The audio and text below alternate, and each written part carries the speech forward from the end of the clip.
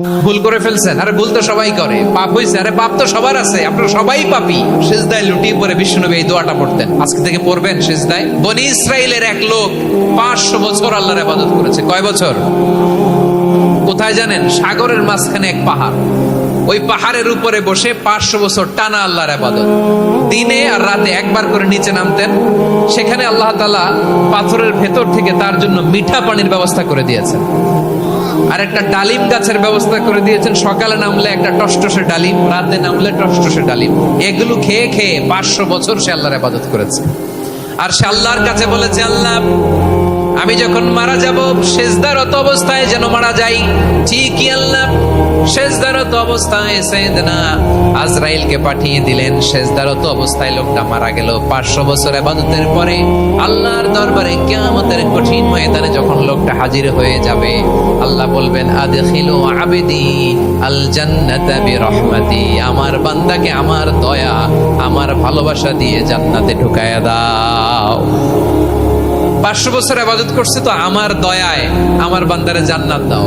এই বান্দা বলে, বালবি আমালি, আল্লাহ তোমার দয়া লাগবে কেন? আমি আমার আমল দিয়ে জান্নাতে যেতে চাই।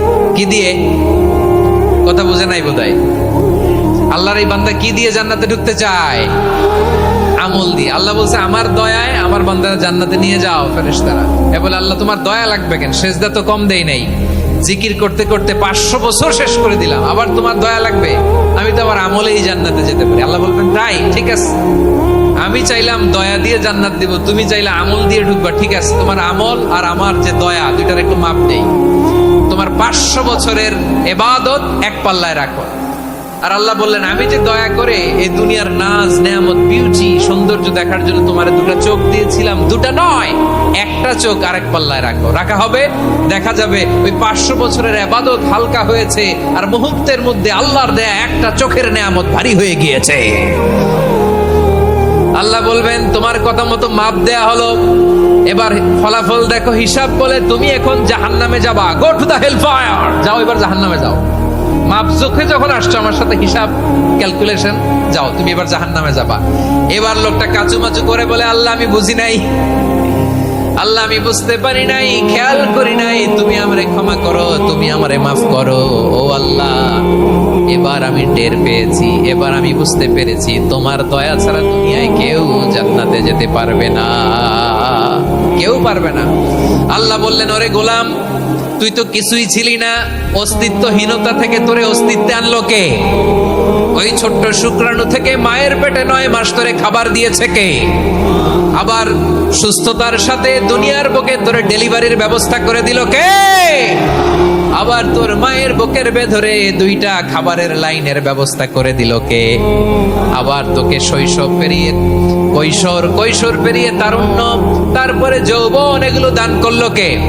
তার চেয়ে বড় কথা, পাহাড়ের মাঝখানে সাগরের মাঝখানে 500 বছর ইবাদত করার শক্তি তোর গায়ে দিয়েছে কে? এই সাগরের মধ্যে লোনা পানি, লবণের পানি মুখে দেয়া যায় না, সেখান থেকে আমি পাহাড়ের ভেতর থেকে মিঠা পানির ব্যবস্থা করে দিলাম। ওই জায়গায় তোরে রিজিকের বন্দোবস্ত করলো কে? সকাল বিকাল 2 বেলা টসটসে ডালিম খাওয়ার ব্যবস্থা করে দিল কে? তোর আবদার ছিল, আল্লাহ আপনি আমারে সেজদারত অবস্থায় রুহু কবজ করবেন, তোর শেষ আবদারটাও পূরণ করেছে কে? ও গোলাম, আমার রহমতের তুলনায়, আমার নেয়ামতের তুলনায় তোর 500 বছরের ইবাদতের কোনো ওজনই হবে না। গোটা বিশ্বের কেউ কোনোদিন আমার জান্নাতে ঢুকতে পারবে না, আমি আল্লাহর দয়া ছাড়া। হুয়ার রহমানুর রহিম, তিনি দয়াময়, তিনি মেহেরবান। জিবরাইল আলাইহিস সালাম বিশ্বনবীর এই লম্বা হাদিসটা যখন শোনালেন, আমি যা যা বলছি এটা বিশাল এক হাদিসের অনুবাদ। বললেন, ইয়া মুহাম্মদ, এই দুনিয়ার সবটাই চলে আল্লাহর রহমত দিয়ে। হাদিসের শেষ কথা, সব চলে আল্লাহর কি দিয়ে? তখন বিশ্বনবী সাহাবাদের বললেন, ও সাহাবারা শোনো, আল্লাহর জান্নাতে কেউ কোনোদিন প্রবেশ করতে পারবে না তার রহমত ছাড়া। সাহাবারা বললেন, ইয়া রাসূলুল্লাহ, আপনিও না? আপনিও কি আল্লাহর রহমত ছাড়া প্রবেশ করতে পারবেন না? বিশ্বনবী বললেন, না আমিও না, আমি বিশ্বনবীও আল্লাহর জান্নাতে আল্লাহর রহমত ছাড়া ঢুকতে পারবে না। তবে কিয়ামতের দিন আল্লাহর রহমত আমার চারদিকে বেষ্টনী দিয়ে থাকবে। আল্লাহ নিজের পরিচয় দিয়ে বললেন, আলিমুল গায়বি ওয়াশ শাহাদা ইবাদাতি হুয়ার রহমানুর রহিম। আমি হলাম রহমান, আমি রহিম। আল্লাহরে চিনছেন?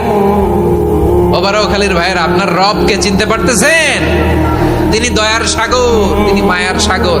তার দয়ার সাগর যে কত বড় আপনার কল্পনাতেও নাই। এজন্য আপনার পাপ যত বড় হোক, অন্যায় যত বড় হোক, অপরাধ যত বড় হোক, আপনার জুলুম যত বড় হোক, আল্লাহর রহমান নামের দরিয়া তার চাইতেও বড়। আল্লাহ বলেন, কুলিয়া ইবাদিয়াল্লাযীনা আসরাফু আলা আনফুসিহিম লা তাকনাতু মির রাহমাতিল্লাহ ইন্নাল্লাহা ইয়াগফিরুয যুনুবা জামিআ ইন্নাহু হুয়াল গফুরুর রহিম। ও আমার গুনাহগার বান্দারা শোনো, জুলুম করেছো, ভুল করেছো, অন্যায় করেছো, আল্লাহর রহমত থেকে নিরাশ হয়ো না। আমরা বিশ্বাসীরা কঠিন কালে আল্লাহর রহমত থেকে নিরাশ হব না, ঠিক কিনা বলেন? আল্লাহর রহমত থেকে নিরাশ হবেন? ভুল করে ফেলছেন, আরে ভুল তো সবাই করে। পাপ হয়েছে, আরে পাপ তো সবার আছে। আপনারা সবাই পাপী, সবাই পাপী। যত পাপ হোক, ভুল হোক, অন্যায় হোক, অনুতপ্ত হয়ে তওবা করে, ওযু করে, জায়নামাজটা বিছিয়ে সেজদা দিয়ে চোখের পানি ছাড়েন। চোখের বেয়ে পড়া পানি আল্লাহর কাছে যে কত প্রিয়। অনুতপ্ত বান্দার চোখের পানির ফোঁটা তার চোখ বেয়ে, নাকের ডগা বেয়ে জমিনে ড্রপ করার আগেই আল্লাহর ওই বান্দার সব গুনাহ মাফ করে দেয়। আল্লাহ বললেন, আমি রহমানুর রহিম, আমি দয়াময়, আমি মেহেরবান। এরপর আল্লাহ বললেন, হুয়াল্লাহুল্লাযী লা ইলাহা ইল্লা হুয়াল মালিকুল কুদ্দুসুস সালামুল মুমিন। ওয়াল্লাহুল্লাযী, তিনি এমন আল্লাহ, লা ইলাহা ইল্লাহু, তিনি ছাড়া কোনো ইলাহ নাই। আল মালিক, তিনি হলেন আল মালিক। দুইটা শেষ, আর রহমান আর রাহিম শেষ। এবার আল্লাহ 3 নম্বর গুণবাচক নামের পরিচয় দিচ্ছেন। আল্লাহ বলছেন, আমি হচ্ছি আল মালিক। আমি কি? মানে সম্রাট। আল মালিক মানে হচ্ছে the king, the king of kings. সব রাজার বড় রাজা, মহারাজা। তার চেয়ে বড় রাজা আর কেউ নাই, তার চেয়ে বড় সম্রাট আর কেউ নাই, তার চেয়ে বড় ক্ষমতাধর সত্তা মহাবিশ্বে দ্বিতীয় কেউ নাই। চিৎকার করে বলেন ঠিক কিনা? তিনি আল মালিক। আল মালিক মানে ক্ষমতাধর, ক্ষমতার মালিক, রাজা ধীরাজ বাদশাহ। তার ক্ষমতা আর আমাদের ক্ষমতা একরকম নাকি? আবার আমার নবী, বিশ্ব নবী যখন সিজদায় লুটিয়ে পড়তেন, আম্মা জানা এসে বলেন, আমরা তো সিজদার মধ্যে সুবহান রাব্বিয়াল আলা বলেই শেষ, কিন্তু বিশ্ব নবী তাহাজ্জুদের নামাজে, নফল নামাজে, সুন্নত নামাজে 3 বার সুবহান রাব্বিয়াল আলা তাসবিহ পড়ার পরে তিনি পড়তেন, সুবহুন কুদ্দুসুন রাব্বুল মালাইকাতি ওয়ার রূহ। সুবহ কুদ্দুস রব্বুল মালাইকাতি ওয়ার রূহ। সিজদায় লুটিয়ে পড়ে বিষ্ণুনবী এই দোয়াটা পড়তেন। নফল নামাজে, সুন্নাত নামাজে কিংবা তাহাজ্জুদের নামাজে সুবহান রাব্বিয়াল আলার পরে কি পড়তেন? সুবহুন। আওয়াজ করে বলেন, সুবহুন কুদ্দুসুন রব্বুল মালাইকাতি ওয়ার রূহ। মানে আল্লাহ আপনি প্রশংসিত, আল্লাহ আপনি অতি পবিত্র, আপনি সব ফেরেশতা কুলের রব, ফেরেশতাদের সরদার জিবরাইলের রব। সুবহানাল্লাহ। আজকে থেকে পড়বেন সিজদায়? হ্যাঁ, বারোখালীবাসী পড়বেন নাকি? হুজুর নামাজে তো পড়ি না। হ্যাঁ, এরকম নফল নামাজে, তাহাজ্জুদের নামাজে, সুন্নত নামাজে সিজদার যে তাসবিহ সুবহান রাব্বিয়াল আলা 3 বার পড়ার পরে আমার ভাইরা, মহিলা প্যান্ডেলে আমার যে মায়েরা বোনেরা আছে, আজকে তো রেকর্ড হয়ে যাবে, কালকেই ভিডিও পেয়ে যাবেন। 3 বার সুবহান রাব্বিয়াল আলা পড়ার পরে পড়বেন সুবহুন কুদ্দুসুন রব্বুল মালাইকাতি ওয়ার রূহ। পড়বেন তো ইনশাআল্লাহ। আল্লাহ তাআলা সূরা মুলকের শুরুতে বলছেন, তাবারাকাল্লাযী বিয়াদিহিল মুলকু ওয়া হুয়া আলা কুল্লি শাইইন কাদির। মহিমান্বিত সত্তা, যার হাতে ক্ষমতা, তিনি যা চান তাই করতে পারেন। আওয়াজ করে বলেন তো তিনি কে? আবার আল্লাহ বলেন, কুলিল্লাহুম্মা মালিকাল মুলকি তুতিল মুলকা মান তাশাউ ওয়া তানজিউল মুলকা মিম্মান তাশা ওয়া তুইজ্জু মান তাশা ওয়া তুযিল্লু মান তাশাউ বিয়াদিকাল খায়র ইন্নাকা আলা কুল্লি শাইইন কাদির। আল্লাহু আকবার। এ নবী আপনি বলুন, আল্লাহুম্মা মালিকাল মুলক, আল্লাহ আপনি ক্ষমতার মালিক। তুতিল মুলকা মান তাশা, যাকে চান তারে ক্ষমতার চেয়ারে বসান। ওয়া তানজিউল মুলকা মিম্মান তাশা, যাকে চান তাকে ক্ষমতার চেয়ার থেকে ছুড়ে ফেলে দেন। তিনি কে? ক্ষমতার চেয়ারে বসায় কে? আবার মনে চাইলে আস্থা করে ছুড়ে নিক্ষেপ করেন, তিনি কে?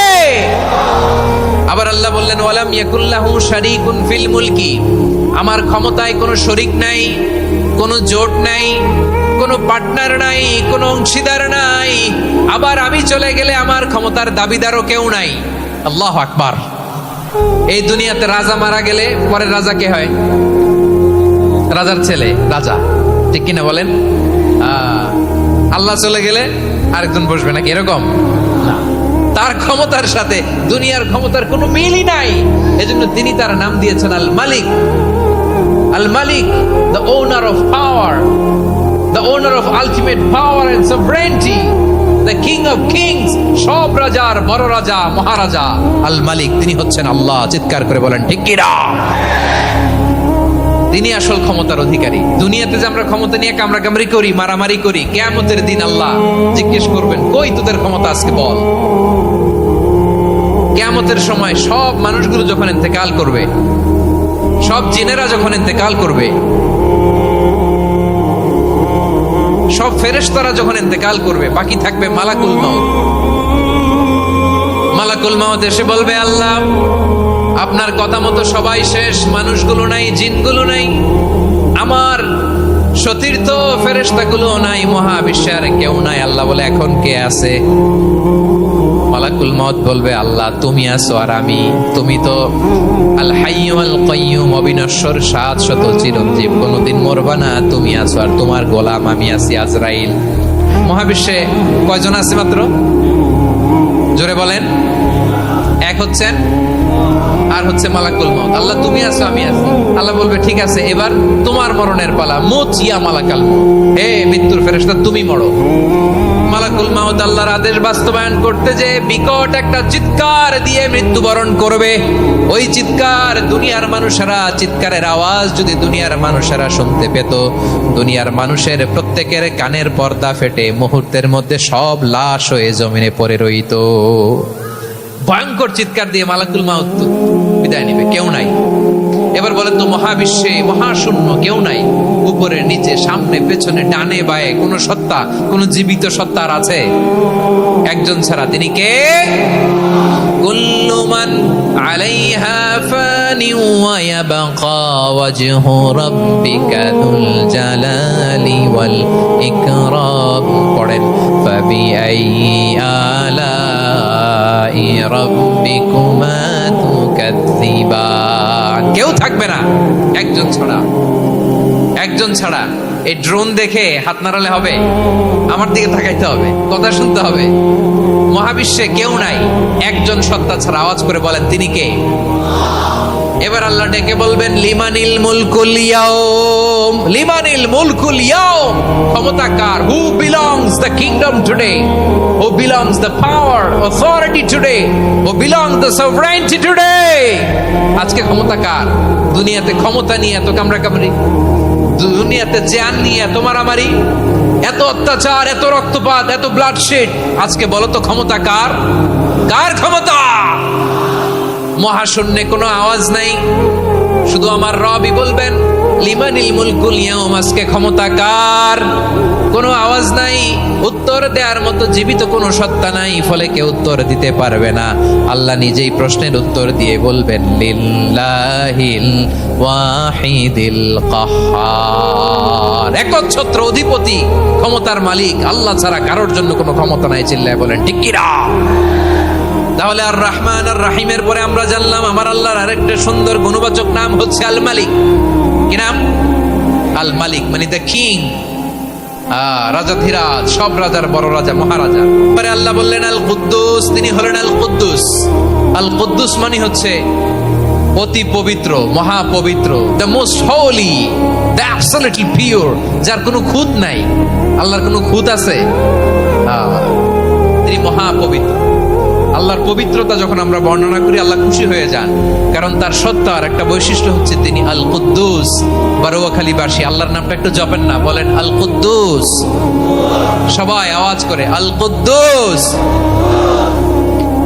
অতি পবিত্র, তার মধ্যে কোনো অপবিত্রতার ছিটে ফোঁটা নাই। মহাপবিত্র, the most pure, the most holy, অতি পবিত্র। ফেরেশতারা বলেছিল, আল্লাহ আপনি মানুষ কেন বানাবেন? নাহনু নুসাব্বিহু বিহামদিকা ওয়া নুকদ্দিসু লাক। এই যে নুকদ্দিসু কুদ্দুস পাইছেন? তারা বলেছিল, আল্লাহ মানুষ কেন বানাবেন? মারামারি করবে, আমরাই তো ভালো, আমরাই আপনার মহিমা বর্ণনা করি, আমরাই আপনার পবিত্রতা বর্ণনা করি। নুকদ্দিসু লাক, তার মানে আল কুদ্দুস। আবার বিশ্বনবী বলেন, ইন্নাল্লাহা তাইয়্যিব লা ইয়াকবালু ইল্লা তাইয়্যিবা।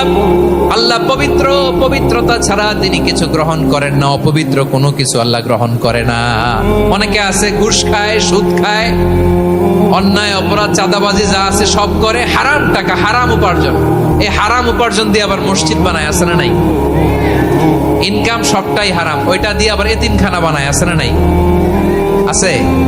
ওইটা আল্লাহ কবুল করবে না, কারণ আল্লাহ নিজে পবিত্র। পবিত্র না হলে কিছুই অ্যাকসেপ্ট করেন না। সুবহানাল্লাহ পড়েন। তাহলে বুঝলাম তিনি আল কুদ্দুস মানে অতি পবিত্র। এরপরে আল্লাহ বলেন, আমি হচ্ছি আসসালাম। আওয়াজ করে বলেন আসসালাম। আসসালাম মানে হচ্ছে শান্তির আধার। সালাম মানে কি? শান্তির আধার, যার কাছ থেকে শান্তি আসে। দ্য সোর্স অফ পিস, তিনি শান্তির আধার। এজন্য আমরা একে অপরের সাথে দেখা হলে কি বলি? সালাম। কি বলি? সালাম সালাম হাজার সালাম, সকল শহীদ স্মরণে আমার হৃদয় রেখে যেতে চাই তাদের স্মৃতির চরণে। সবাই বলেন সালাম সালাম হাজার সালাম, সকল শহীদ স্মরণে আমার হৃদয় রেখে যেতে চাই তাদের স্মৃতির চরণে। পড়েন আমিন। আমরা সকল ভাষা শহীদ, সকল মুক্তিযোদ্ধা, তাদের জন্য দোয়া করি। এবং 24-এর ছাত্র নাগরিক অভ্যুত্থানে যারা শাহাদাতের সর্বোচ্চ নাজরানা পেশ করে এই নতুন ভোরের বাংলাদেশ আমাদেরকে উপহার দিয়েছে, তাদের জন্য আল্লাহর কাছে দোয়া করি। সবাই বলেন আমিন। আল্লাহর একটা নাম হচ্ছে আসসালাম, মানে হচ্ছে শান্তির আধার, দ্য সোর্স অফ পিস। শান্তি দেওয়ার মালিককে। এজন্য শান্তি চাইবো কার কাছে? আল্লাহ তুমি আমার দেশটাকে শান্তিময় করো, বলেন আমিন। আল্লাহ তুমি আমাদের পরিবারে শান্তি নসিব করো, বলেন আমিন। আল্লাহ আমাদের জীবনটাকে তুমি শান্তিময় করো, বলেন আমিন।